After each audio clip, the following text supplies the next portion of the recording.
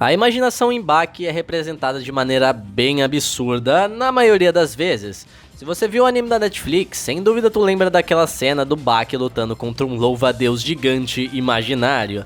Mas vai por mim, isso não tá nem perto dos absurdos que tem no mangá. E por mais que pareça absurdo lutar contra um louva-a-Deus gigante, o anime não tá inventando muita coisa não. Na verdade que é bem possível esse tipo de coisa acontecer no mundo real. E é exatamente disso que a gente vai falar aqui hoje. Eu vou explicar o sentido por trás do louco poder da imaginação em Baki. Porque, o cara imaginar que tem 1000 juntas no corpo pra dar um soco que quebra a velocidade do som, é bem louco mesmo, né? Mas antes do vídeo, se inscreve aí no meu canal, meu consagrado. Vamos lá, que aí tu vai dar uma baita força pra mim em dezembrão. Vamos ver se a gente fecha com 20 mil inscritos. Não sei, vamos ver, né? Porém, sem mais delongas, bora ver a realidade por trás da louca imaginação de Grappler Baki.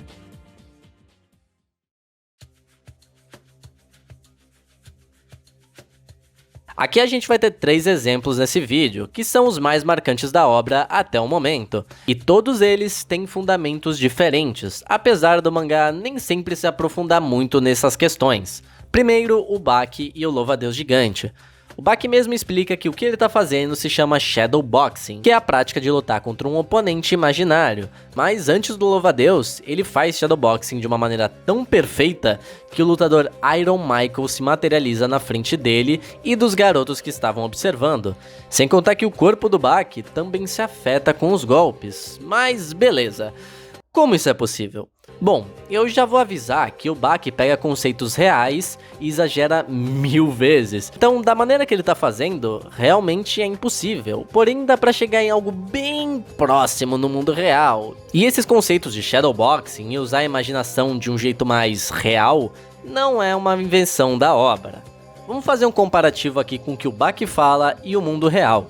Depois da luta, ele faz um exercício de imaginação com os moleque, falando que tem 5 ameixas e 1 limão na sua mão, e que ele colocou essas coisas na boca de todos os garotos. Por mais que não tenha absolutamente nada na boca deles, ainda assim eles salivam e sentem como se tivesse algo azedo ali. Isso acontece porque, primeiro, eles acreditavam no Kyubaki. Mas mais que isso, o Baki acreditava no que ele estava falando. Eu vou dar de exemplo eu mesmo nessa daqui. Por muito tempo eu sofri com hidrofobia, que é o medo da água. E algumas vezes, quando eu tava voltando do trabalho em uma tempestade muito forte e eu tava de bike e sem guarda-chuva, eu sentia como se eu estivesse mergulhando no mar. Um peso no peito e a minha vista ficava até meio azulada, como se eu estivesse abrindo os olhos no fundo de uma piscina, além da dificuldade para respirar, enquanto todo mundo que passava por mim tava super normal. Mas isso acontecia por conta dessa ansiedade e da fobia. O meu cérebro e logo eu mesmo acreditava piamente que eu tava embaixo d'água. Então o Baki conseguir imaginar um lutador de boxe na sua frente, fazer o seu próprio nariz sangrar quando ele supostamente leva um soco, não é um passo muito distante desse mesmo exemplo que eu dei. Ansiedade é o exemplo mais comum para colocar em comparação nesse tema, já que ele ilude nosso corpo para acreditar que estamos em um estado muitas vezes impossível. E imagine se você pudesse controlar isso da mesma maneira que o Baki faz. Claro, como eu disse, é exagero, mas é o exagero que faz Baki ser Baki. Porém, a base ainda assim é real e tá bem clara nesse exemplo. Inclusive, nada de Baki é totalmente viajado. Tudo de bizarro que acontece na obra tem uma base real por trás. E se você não acredita em mim, depois desse vídeo, vai lá na minha aba de comunidade e vai ter um post que eu vou responder o máximo de perguntas possíveis sobre as bizarrices de Baki e a sua relação e base no mundo real. Tipo, como pode existir um elefante africano imenso, que nem no anime, no mundo real? E eu vou fazer um vídeo respondendo o máximo de perguntas que eu conseguir, beleza? Bom, seguindo agora para o próximo exemplo, temos o Katsumi e os seus socos e chutes que quebram a velocidade do som. Vamos ver essa ideia deles no mangá primeiro, antes de partir para a explicação. Quando o Katsumi estava para enfrentar o Piccolo, que é um homem das cavernas, ele estava se questionando se os seus socos fariam algum dano na pele absurdamente dura dele.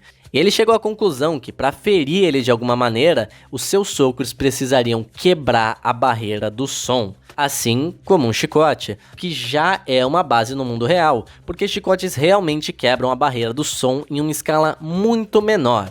Eu não vou explicar isso daqui porque eu sou burro demais pra entender esse tipo de coisa, mas aí na descrição tem um vídeo de uns gringos que explica isso certinho e também tem legenda. Se tu tiver curioso, vai lá ver depois. Mas como que o Katsumi iria quebrar a barreira do som com seu próprio corpo, já que ele não tem a flexibilidade de um chicote, por conta de não ter juntas o suficiente em seus braços e pernas?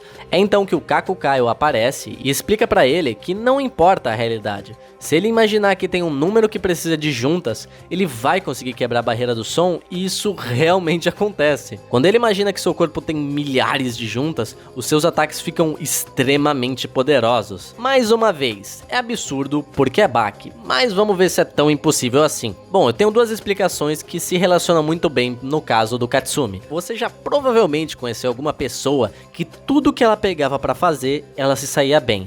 E essa pessoa sempre estava positiva, sempre ficava empolgada e acreditava que tudo ia dar certo, de uma maneira até chata às vezes. Mas talvez essas coisas aconteciam por conta do seu otimismo. Acreditar que as coisas vão dar certo, ou até mesmo que uma situação impossível é possível, consegue te ajudar de alguma maneira. Um otimismo cego é o que o Katsumi estava tendo, mas isso sozinho também não ia bastar no seu caso. Vocês já ouviram falar no Wim Hof, que é aquele cara que corre no deserto numa boa e mergulha numas geleiras sem ter hipotermia? Tudo isso através do controle da respiração. Mas Perecine, isso não tem nada a ver com o que o Katsumi tá fazendo. Sim, realmente, os princípios são diferentes, mas ainda assim a base é a mesma. Achar uma maneira de superar um obstáculo aparentemente impossível é o que o Wim Hof e o Katsumi fizeram. O uso da imaginação do Katsumi, a junção do seu otimismo e a sua técnica criaram essa habilidade surreal. Eu adoro ver como o Baki brinca com esses conceitos reais de uma maneira muito única, e só com a explicação do próprio mangá faz você acreditar que aquilo que tá acontecendo é possível e é real. Porém, tem mais uma coisa que eles conseguem fazer parecer mega real. A gente já viu o uso da imaginação para treino e para ataque.